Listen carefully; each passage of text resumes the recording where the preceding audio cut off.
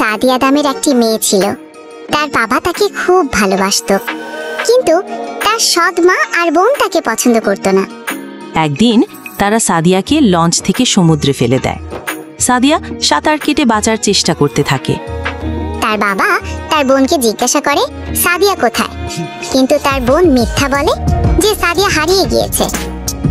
সৌভাগ্যবশত একটি ডলফিন সাদিয়াকে দেখতে পায় এবং তাকে পিঠে করে নদীর পাড়ে পৌঁছে দেয়। সাদিয়া ডলফিনকে ধন্যবাদ জানায়। এরপর সে একটি মাছ ধরে আগুনে পুড়িয়ে খায় এবং সেখানেই রাত কাটায়। পরের সকালে সে একটি ছোট ভেলা তৈরি করে এবং ভেলায় করে বাড়ি ফেরে। বাড়িতে ফিরে সে তার বাবাকে সব ঘটনা খুলে বলে।